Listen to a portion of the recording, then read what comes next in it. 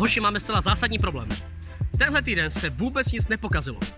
Žádné auto, žádná motorka, ani žádný sněžný skuter, který by se třeba tady dal krásně opravovat. A to může být fatální problém pro moji porouchanou mysl. Jakože tu TikTokem a dopaminem jako vypálenou. Takže máme dvě možnosti.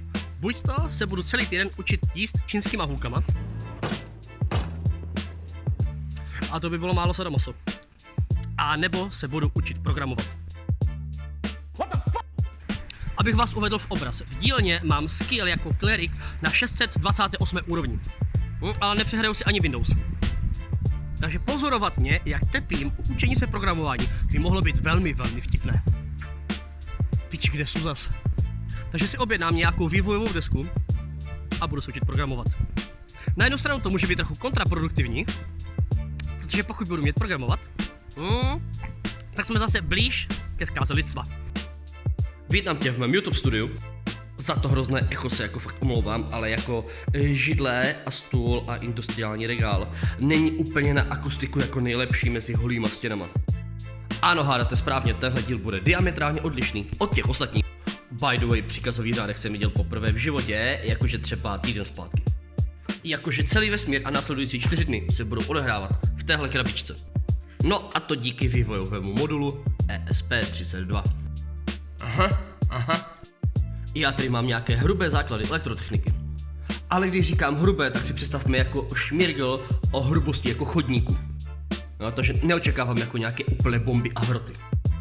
Dávám tomu tak 3 dny učení se po večerech jako YouTubeko, Gemini a tak. A pak se vám ozvu. Anarchie!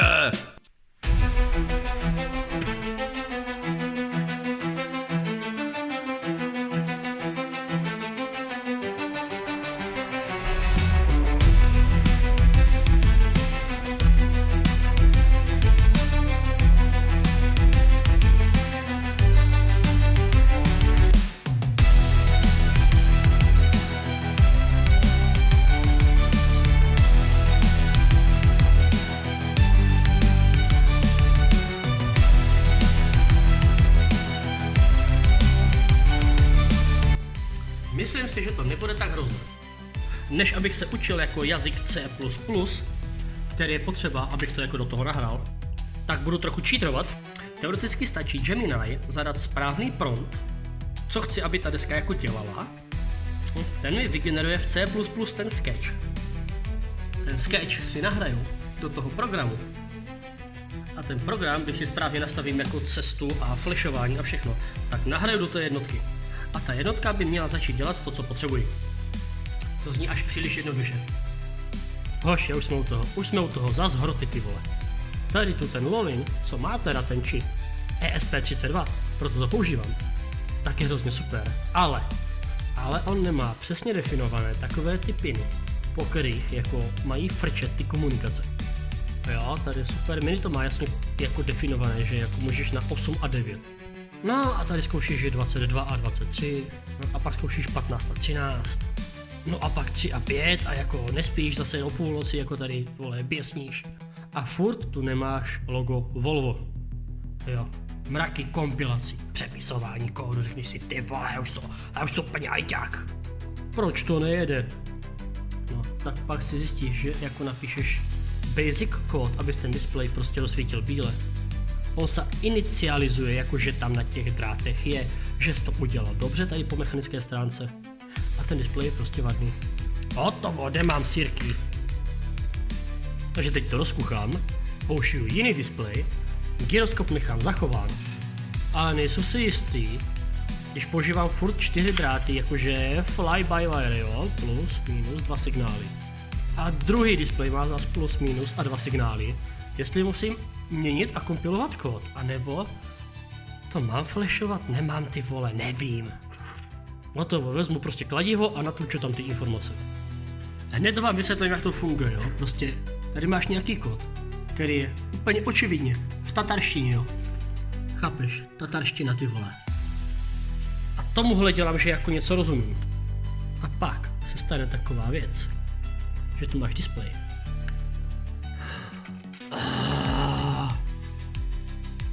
Hoši, já jsem Bůh. Hoši, zakládám vlastní náboženství. Budeme se jmenovat jako nekonvent, jako lidi s nekonvenčním myšlením. Hned vysvětlím, jo? A tady je třeba základní paradoxová rovnice. Aby dával smysl Ferniho paradox, proč jsme ještě jako nepotkali Klingony, jo? To jsou plány na víkend. Zpátky k náboženství. Teplota, vlhkost a to, že jsem posral, tam měl být jako logo mráčku, tady to jako Sauronovo oko. Ale hoši. Dějou se běsy, on to něco dělá. Hoši, taková karavina a tolik dopaminu. Takže teď budu dělat, že tomu jako rozumím, jo, o čem to je na ten Magic. Tady máte ESP, nepleťme si to s SPD. Jo, prostě vývojové desky. Mnoha typů, velikostí, chutí a barev. A základní pointa těch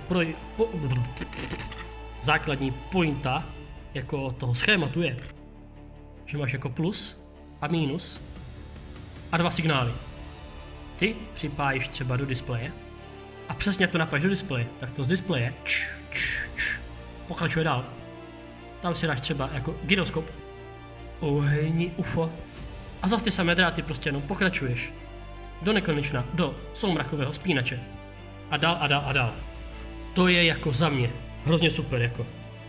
Kdo to vyráběl, ty vole, to musela být bedna, kdo to vymýšlel. Takže já si do desky nahraju něco pro displej, potom pro gyroskop a podle toho, jak budu hýbat gyroskopem, tak se mi bude na displeji hýbat logo Volvo, jo. Nic jednoduššího jsem si dneska nemohl vybrat. Hoši, tak představuju vám moje nové Tamagotchi. To je mazec. Tímhle se budu hrát dožít zbytek večera jako. Nejvíc, ty vole. Chápeš to, jo, Volvo? A když se chvilku nehýbeš, zavoláš Nia, ty vole, Matrixka. A chvíli znova se toho dotkneš? Tak znova si hrají s napisem Volvo. To je jako přísné. To už je jako hodně přísné. Rozumím. Takže dneska jedeme nápis Volvo úplně jiným stylem. Teď je tam spořič obrazovky. A ve chvíli, tak, napájení, zde je druhá deska, pouze napájení, gyroskop. A ve chvíli, kdy se té desky dotknu,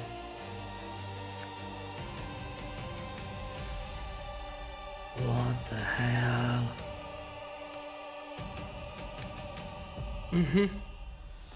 Chápeš? Vzduchem. Vám říkám, že jednou budu mít auto, které bude mít vycvakávací volant. Na tom volantu bude teplota motoru. A já se v obchodě na tom volantu nebo doma budu dívat skrz tohle, jestli mám ještě zahřátý motor před barákem nebo prostě ne. Ukázka dnešní tvorby.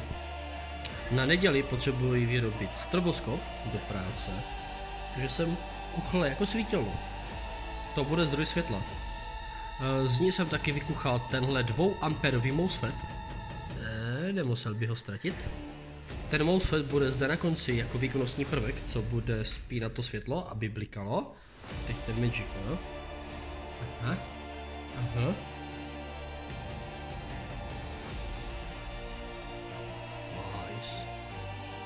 Nice.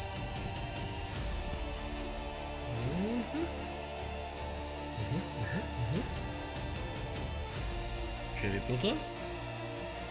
Otáčky, teď jako se mi jde ten signál už. Když to držím, to začne skákat po desítkách, potom po stovkách.